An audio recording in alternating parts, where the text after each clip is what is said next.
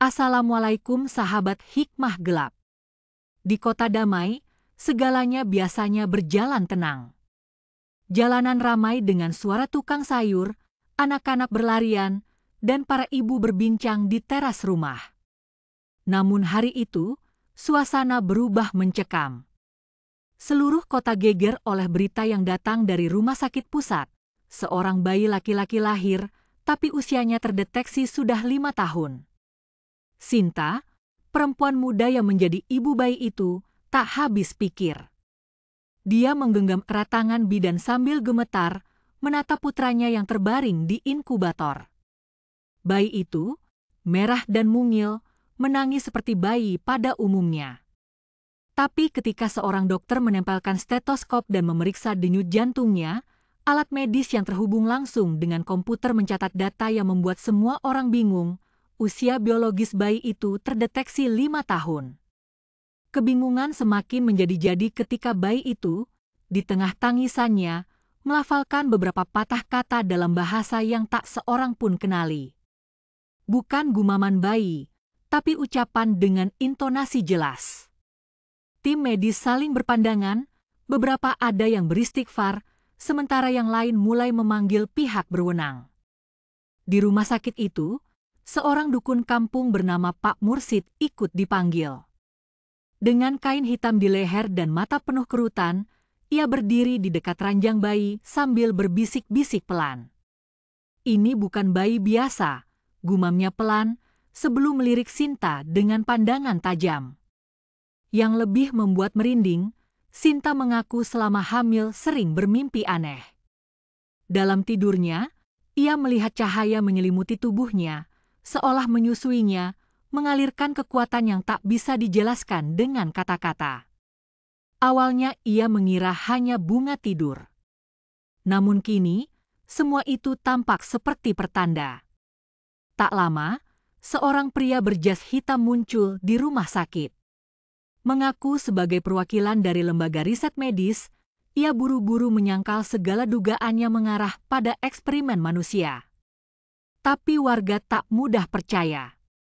Bisik-bisik mulai terdengar di ganggang sempit kota damai. Sebagian menyebut bayi itu utusan dari sesuatu yang lebih besar. Silakan like, komen, subscribe agar ketika ada cerita penuh hikmah lagi bisa langsung muncul di notifikasi HP Anda. Rumah sakit pusat kota damai yang biasanya sunyi di malam hari kini penuh kerumunan. Lampu-lampu menyala terang, suara langkah kaki bersahutan di lorong, dan bisik-bisik memenuhi udara. Sinta duduk di kursi ruang rawat, memeluk lutut sambil memandangi bayinya yang tertidur di inkubator. Bayi itu sudah diberi nama Arsya. Meski baru lahir, Arsya memiliki aura yang sulit dijelaskan. Wajahnya terlihat tenang, bahkan sesekali matanya membuka, memandang seolah mengerti segala kekacauan yang sedang terjadi di sekitarnya. Di luar ruangan, Pak Mursid berdiri bersama beberapa warga. "Aku sudah puluhan tahun jadi dukun, tapi baru kali ini melihat yang seperti ini," bisiknya. "Anak itu lahir dengan usia yang bukan dari rahim ini." Kata-katanya membuat bulu kuduk warga berdiri. Sementara itu, di ruang rapat rumah sakit, para dokter berkumpul. Dokter Wahyu, kepala rumah sakit, memijat pelipisnya sambil memandang layar hasil pemeriksaan. "Semua hasil tes menyatakan hal yang sama," katanya dengan suara rendah. "Usia biologisnya 5 tahun, tapi secara fisik dia baru lahir. Tidak ada kelainan genetik, tidak ada cacat lahir." Perdebatan semakin memanas ketika pria berjas hitam masuk ke ruangan. "Kami dari Lembaga Penelitian Genetik Nasional," ujarnya sambil mengeluarkan kartu identitas. "Tapi kami tegaskan, kami tidak terlibat apapun dalam kasus ini." Namun, matanya yang gelisah justru membuat semua orang semakin curiga. Di tengah malam, Sinta sempat tertidur sejenak. Dalam tidurnya, ia kembali bermimpi. Kali ini cahaya itu muncul lebih dekat, membisikkan sesuatu ke telinganya. Suaranya tak jelas, namun terasa hangat, seperti suara yang ingin menenangkan hatinya.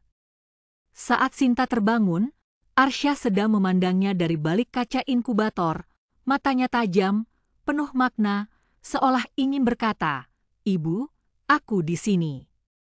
Berita tentang Arsya menyebar cepat. Wartawan mulai berdatangan, kamera-kamera mengarah ke pintu rumah sakit. Sementara itu, di tempat lain, seseorang sedang memperhatikan berita itu melalui layar monitor. Sosok itu duduk di kursi gelap, hanya cahaya monitor yang menyinari wajahnya. Ia tersenyum tipis. Akhirnya, dia lahir juga, gumamnya pelan.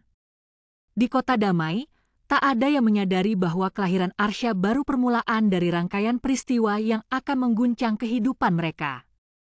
Malam berganti pagi, namun suasana di rumah sakit tetap mencekam. Sinta memandangi Arsya yang kini sudah dipindahkan ke ruang khusus. Para perawat hanya berani masuk bergantian. Setiap kali Arsya membuka mata dan menggumamkan kata-kata asing itu, seolah ada hawa dingin menyelinap ke dalam ruangan.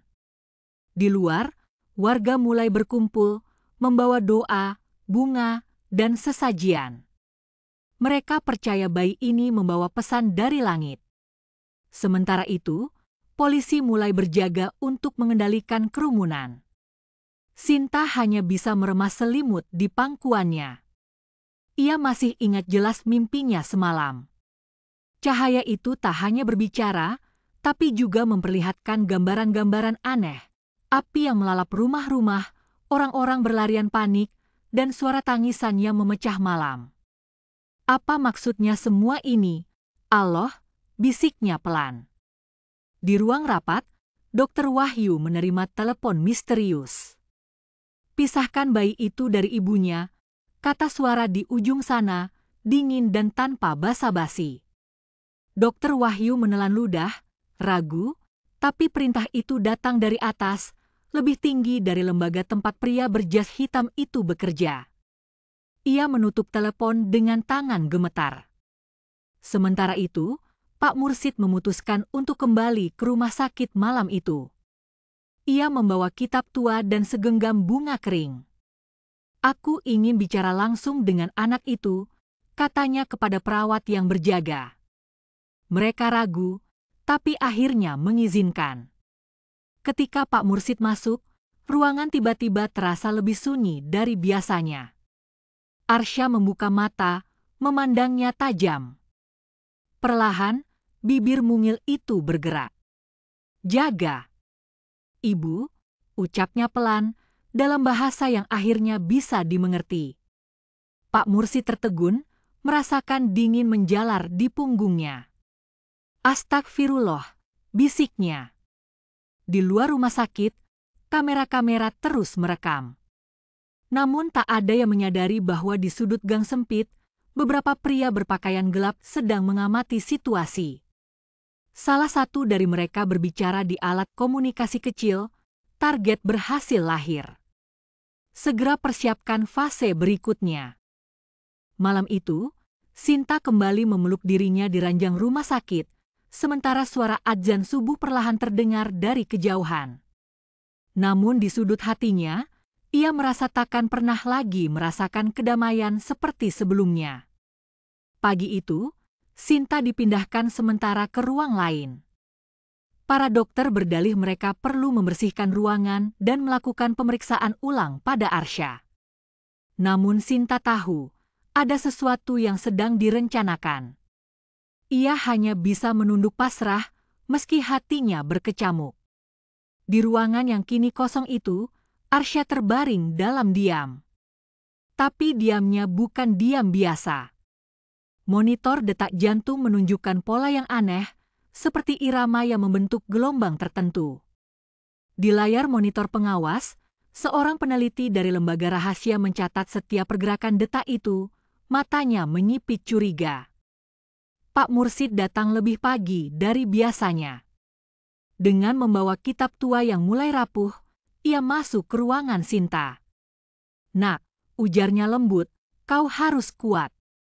Anakmu bukan hanya titipan, dia amanah besar. Sinta mengangguk pelan, meski matanya sembab dan suara tangis masih tertahan di tenggorokan. Di sisi lain, pria berjas hitam sibuk berbicara di telepon. Laporannya sudah masuk. Bayi itu mulai menunjukkan tanda-tanda aktivasi. Kita harus ambil sebelum pihak luar bergerak. Ia berjalan cepat menuju lorong rumah sakit, wajahnya serius, matanya terus mengawasi setiap sudut. Di luar rumah sakit, para warga mulai resah. Kabar burung menyebar cepat, mengatakan bahwa bayi itu akan dibawa pergi. Beberapa orang mulai berkumpul, memasang lilin, berdoa di pagar rumah sakit. Aroma kemenyan bercampur dengan bau tanah basah pagi hari. Kota damai yang biasanya tenang kini seperti menahan napas. Di ruang pemeriksaan, sebuah kejadian tak terduga terjadi. Tiba-tiba lampu berkedip, monitor mati, dan suara aneh bergema di ruangan. Perawat yang berjaga berteriak memanggil bantuan. Arsya membuka mata, dan dalam sekejap, seluruh ruangan terasa seperti terbungkus dalam lapisan cahaya tipis. Sementara itu, Sinta yang duduk di ruang lain merasakan tubuhnya bergetar pelan. Ia memegang dada, napasnya sesak. Seperti ada ikatan tak terlihat yang memanggilnya. Pak Mursid memejamkan mata, berbisik pelan, "Semoga Allah melindungi kalian." Di lorong, pria berjas hitam berlari tergesa. Namun langkahnya terhenti ketika melihat sosok asing berdiri di ujung lorong. Sosok itu hanya mengangguk pelan, dan tiba-tiba pria itu terlempar ke belakang, menghantam dinding keras. Malam belum tiba, tapi gelap sudah mulai merayap masuk ke jantung kota damai. Di luar rumah sakit, langit mendung menggantung rendah. Angin berembus pelan, membawa suara bisik-bisik warga yang semakin gelisah. Berita bahwa rumah sakit akan dikepung beredar cepat. Beberapa pemuda mulai berdiri berjaga di ganggang sempit, sementara para ibu membawa anak-anak mereka menjauh dari kerumunan. Di dalam, Sinta memaksa berdiri meski tubuhnya masih lemah. Ia tahu ada yang tak beres. "Aku harus lihat Arsya," bisiknya, namun perawat yang berjaga menahannya dengan wajah penuh cemas. Sinta menepis tangan perawat itu, berjalan tertatih menuju lorong, hanya untuk melihat kekacauan. Lorong rumah sakit kini penuh dengan orang-orang tak dikenal. Mereka mengenakan pakaian serba hitam, membawa alat-alat aneh di pinggang. Mereka bukan polisi, bukan pula petugas medis. Mata mereka tajam, langkah mereka tenang tapi mengancam. Di ruang pemeriksaan, Arsya masih berbaring. Namun cahaya tipis yang menyelimutinya kini makin terang. Suara-suara lirih terdengar, seperti gumaman dari tempat yang jauh. Seorang peneliti yang mencoba mendekat tiba-tiba terdorong mundur, seolah ada tembok tak terlihat yang memisahkan mereka. Pak Mursid berdiri di depan pintu ruangan, mengangkat tangannya sambil membaca doa pelan. Matanya terpejam, bibirnya bergetar. "Allah, lindungi anak ini. Lindungi ibunya," bisiknya dengan suara nyaris tak terdengar. Sinta berhasil mendekati pintu ruangan. Ia menempelkan telapak tangan di kaca, memandang Arsya yang kini terlihat tenang, matanya terpejam damai. Tiba-tiba, Arsya membuka mata dan menatap ibunya. Senyum tipis muncul di wajah mungil itu. "Ibu," suara lirih terdengar, cukup keras untuk membuat Sinta tersungkur lemas. Di luar gedung, suara sirine meraung. Mobil-mobil besar berhenti, dan pria-pria bersenjata turun dengan cepat. Komandan mereka berteriak, memerintahkan semua orang untuk mundur. Namun warga menolak. Mereka membentuk lingkaran, melindungi rumah sakit dengan tubuh mereka sendiri. Sementara itu, di monitor ruang kendali, sosok yang sejak awal mengamati tersenyum puas. Fase berikutnya dimulai, katanya pelan sambil mematikan layar. Di dalam ruangan, cahaya semakin membesar, menyelimuti seluruh tubuh Arsya. Suara tangis bayi perlahan berganti menjadi suara yang tak dikenali, seperti nyanyian dari tempat yang jauh. Sinta menggenggam kaca itu erat, air mata mengalir deras di pipinya. Di hatinya, ia tahu malam ini tak akan sama seperti malam-malam sebelumnya. Malam tiba dengan cepat, seolah langit pun ingin menutupi apa yang sedang terjadi di Kota Damai. Lampu-lampu rumah sakit berkedip, suara mesin generator meraung pelan. Warga tetap bertahan di luar, berdiri dalam lingkaran, memegang lilin, berdoa bersama. Di antara mereka, wajah-wajah cemas menyembunyikan ketakutan yang kian dalam. Di dalam, Sinta berlutut di depan pintu kaca. Arsya masih bersinar, cahaya di sekujur tubuhnya menari pelan seperti nyala api putih. Tubuh kecil itu tak lagi tampak rapuh. Setiap gerakannya memancarkan kekuatan yang tak bisa dijelaskan. Pak Mursid berdiri di samping Sinta. Ia menarik napas panjang, lalu berbisik, "Nak, bersiaplah. Ini malam yang panjang." Sinta menggenggam tangan lelaki tua itu, air matanya jatuh tanpa suara. Di lorong rumah sakit, orang-orang berseragam hitam mulai bergerak. Mereka menyusun alat-alat aneh di lantai, memasang kabel, dan mengaktifkan perangkat yang memancarkan cahaya biru redup. Salah satu dari mereka berbicara pelan di alat komunikasinya, siap melakukan isolasi. Tiba-tiba, terdengar suara retakan. Dinding kaca yang memisahkan Arsya dari luar mulai bergetar. Lampu-lampu bergoyang, monitor mati mendadak. Perawat-perawat berlarian mencari perlindungan. Dari tubuh Arsya, cahaya semakin kuat, membentuk lingkaran di lantai. Di tengah lingkaran itu, bayang-bayang mulai terlihat. Bukan hanya satu, tapi beberapa. Mereka tampak samar, berdiri melingkar, seperti para penjaga dari dunia yang tak kasat mata. Sinta memukul kaca, memanggil nama putranya, tapi suara itu tertelan oleh raungan yang semakin keras. Di luar rumah sakit, warga mulai menyadari ada yang tak biasa. Mereka melihat cahaya yang menembus jendela, mendengar suara seperti nyanyian dari dalam. Para pria berseragam hitam mencoba masuk, tapi langkah mereka terhenti seketika. Salah satu dari mereka terpental ke belakang, menghantam dinding dengan keras. Komandan mereka berteriak panik, memerintahkan mundur, tapi tidak ada yang berani maju lagi. Sementara itu, Sinta merasakan sebuah dorongan tak terlihat yang memaksanya berdiri. Pak Mursid menoleh cepat, "Kau harus mendekat, Sinta. Hanya kau yang bisa menenangkan dia." Tapi sebelum Sinta bisa melangkah, sebuah cahaya besar meledak dari dalam ruangan. Lorong itu diselimuti kilatan putih, memaksa semua mata terpejam. Ketika cahaya itu mereda, Arsya tak lagi sendiri. Hari-hari berikutnya di Kota Damai berjalan tak seperti biasa. Rumah sakit pusat ditutup sementara, garis polisi melingkari gedung itu. Wartawan hanya bisa memotret dari jauh, sementara tim khusus pemerintah sibuk mengumpulkan peralatan yang tersisa. Namun yang tak mereka temukan adalah jejak Arsya dan ibunya. Sinta memilih meninggalkan kota, dibantu oleh beberapa warga yang masih setia merahasiakan keberadaannya. Mereka paham, apapun yang terjadi malam itu bukan hanya keajaiban, tapi juga peringatan. Sinta membawa Arsya pergi, menumpang sebuah mobil tua menuju sebuah desa kecil yang jauh dari sorotan. Di perjalanan, Sinta memeluk erat putranya. Arsya tertidur tenang di pelukannya, wajah mungil itu tak menunjukkan tanda-tanda keanehan apapun. Tapi di hati kecil Sinta, ia tahu anak ini membawa sesuatu yang lebih besar daripada sekadar misteri kelahiran. Pak Mursid ikut mengantar sampai perbatasan kota.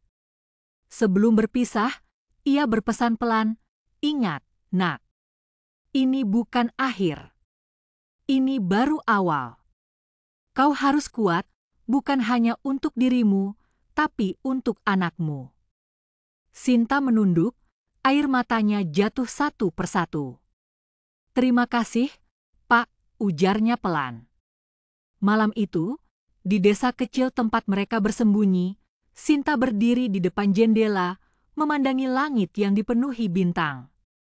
Angin malam mengusap wajahnya, membawa bisikan yang entah datang dari mana.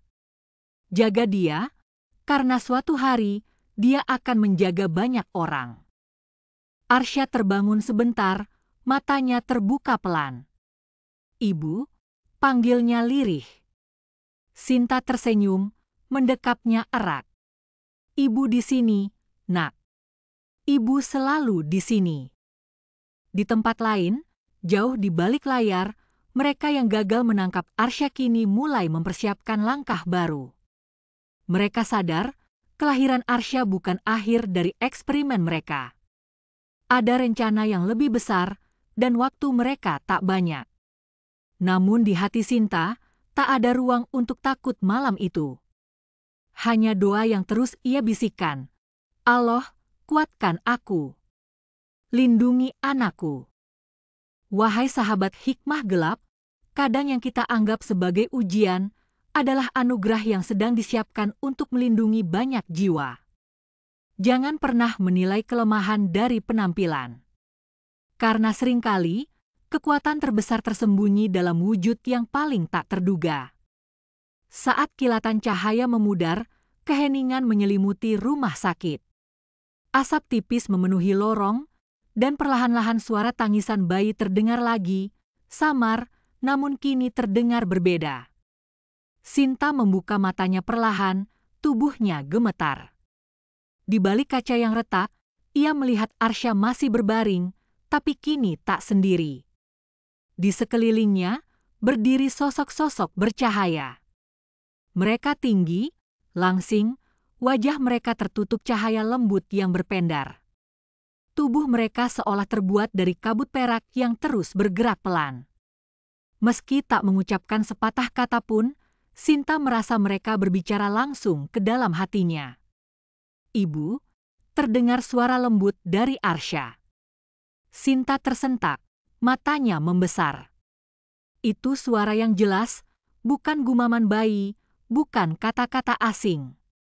Itu suara seorang anak memanggil ibunya dengan penuh kerinduan. Pak Mursid berlutut, menundukkan kepala. Allah Maha Besar, bisiknya pelan. Di luar, warga mulai berlarian panik. Cahaya yang terpancar dari rumah sakit terlihat dari sudut-sudut kota. Wartawan sibuk menyiarkan berita, sementara tim berseragam hitam yang tadinya percaya diri kini mundur dengan wajah pucat. Sinta menempelkan telapak tangannya pada kaca. Arsya. Ibu di sini, Nak, suaranya bergetar. Salah satu sosok bercahaya menoleh, mengangguk pelan. Seketika, kaca yang memisahkan Sinta dari putranya pecah dengan suara lembut, seolah diusap angin. Sinta berlari, memeluk Arsya erat. Tubuh kecil itu hangat, dan Sinta merasakan getaran aneh merambat ke seluruh tubuhnya, tapi itu bukan getaran yang menakutkan, itu adalah kehangatan yang menenangkan, seperti pelukan yang menyejukkan hati. Jaga dia, terdengar bisikan di telinga Sinta, namun ia tak tahu siapa yang membisikkan. Ketika ia menoleh, sosok-sosok bercahaya itu mulai menghilang satu persatu, larut dalam cahaya yang memudar. Di ruangan kendali, sosok yang sejak tadi mengamati berdiri perlahan. Gagal, gumamnya, sebelum mematikan semua layar. Malam itu, kota damai akhirnya kembali sunyi. Tapi bagi Sinta, malam itu menjadi awal dari sebuah babak baru. Arsya kini bukan hanya bayinya, tapi sebuah rahasia besar yang harus ia lindungi dengan seluruh jiwa. Wahai sahabat hikmah gelap, kadang ujian datang dalam bentuk yang tak pernah kita duga. Yang tampak lemah justru menyimpan kekuatan besar. Dan yang kita jaga, bisa jadi kelak yang akan menjaga kita.